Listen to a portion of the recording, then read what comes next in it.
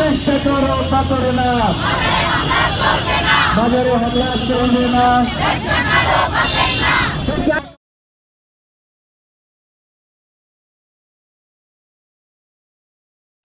Fascist সরকার পতন হয়েছে, কিন্তু আমরা দেখছি বাংলাদেশে যে বিভিন্ন ধর্মের বাংলাদেশ, এই দেশে যে বিভিন্ন সম্প্রদায় বসবাস করে, এখানে যে বিভিন্ন জাতিসত্তা বসবাস করে, সেই বিষয়টাকে আমরা দেখছি বরাবরের মতোই এখানে অবহেলা করা হচ্ছে অথবা সেটাকে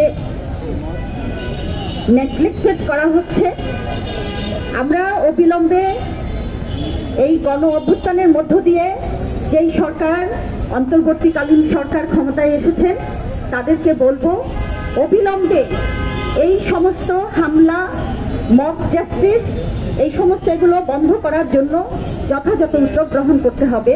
এবং সাধারণ জনগণের প্রতি আমি বলতে চাই, যারা আপনারা মাজার ভাঙতে যাচ্ছেন অথবা মন্দির ভাঙতে যাচ্ছেন, তারা কারা?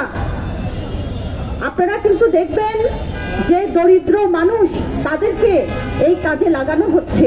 ফলে আপনারা এটাও খেয়াল রাখবেন যে আপনাদের চিন্তাকে বিকশিত না করে একদল মানুষ আপনাদেরকে তাদের যে হীন স্বার্থ, তাদের যে নোংরা স্বার্থ, সেটাকে কাজে লাগিয়ে তারা এখানে অস্থিতিশীল পরিবেশ তৈরি করার চেষ্টা করছে।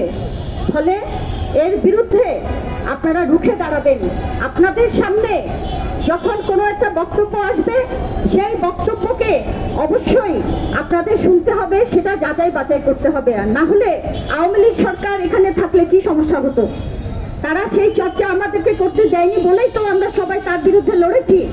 ফলে নারী পুরুষ নির্বিশেষে, জাতি ধর্ম নির্বিশেষে, সম্প্রদায় নির্বিশেষে এই দেশ সবার, সেই দেশকে রক্ষা করবেন আপনারা সবাই।